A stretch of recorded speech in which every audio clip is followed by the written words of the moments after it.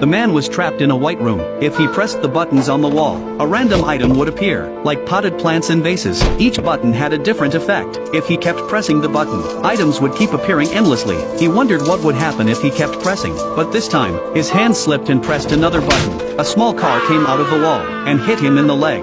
He wanted to use these items to escape, but none of them seemed to be useful. He felt anxious and hungry. He threw a balloon towards the wall, and it hit a button. The wall spewed out 2 pieces of sushi. It was a welcome surprise, but it's really weird to eat sushi without soy sauce. He tried pressing the button again, and the wall still spewed out sushi. He tried again, but it was still only sushi. Sushi piled high on a plate. The man was too hungry, so he decided to fill his stomach first. When he couldn't eat anymore, he pressed the button again. A bottle of soy sauce was thrown out. He became furious, feeling that the room was against him all the time.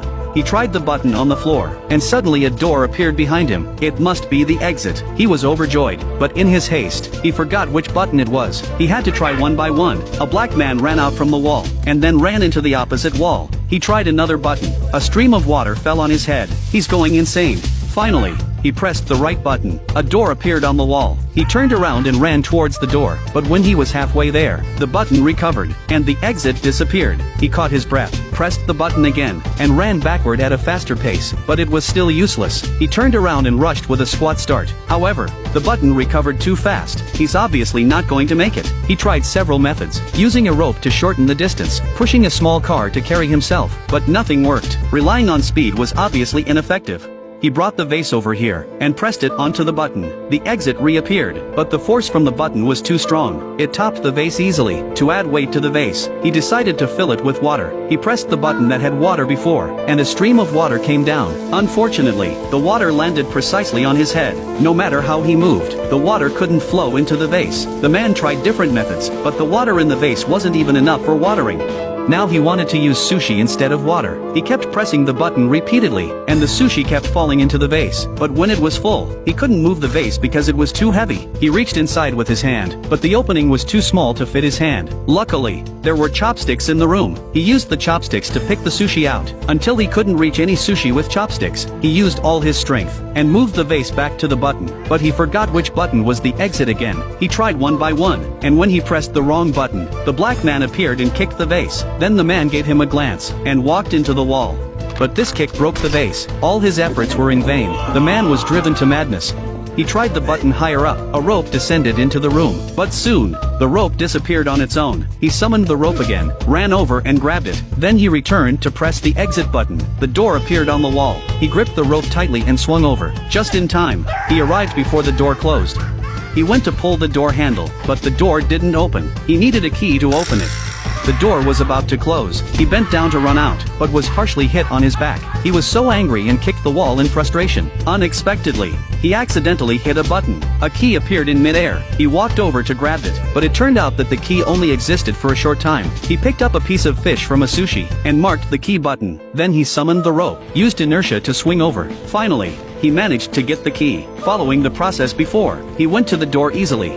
He used the key to open the door, but the door still wouldn't open. He looked up. There was a password lock on it. He was running out of time, so he got out of this small space. Now, he had run out of patience. He picked up the plunger and threw it away. It hit a button. The black man walked out from the wall, gave him a glance, and then walked away. At that moment, he suddenly realized that there were 3 numbers on the man's head. It must be the code for the door. He followed the method before, twisted the numbers one by one. After a few tries, sure enough, the password was correct. He finally opened the door. The door was pulled open, but the exit behind him closed. Now he was trapped in this small space. He wanted to pull the door and walk out, but the space was too tight. He couldn't squeeze through. He got stuck behind the door. Now he was done for. Even the white room behind was out of reach. He crouched in the corner and cried. He started to miss the room behind him. Although he didn't have freedom, at least he didn't have to worry about food, and there were toys to kill time too. After reflecting for a moment, the man noticed a gap in the wall. He reached out and pulled it, and it turned out to be a sliding door.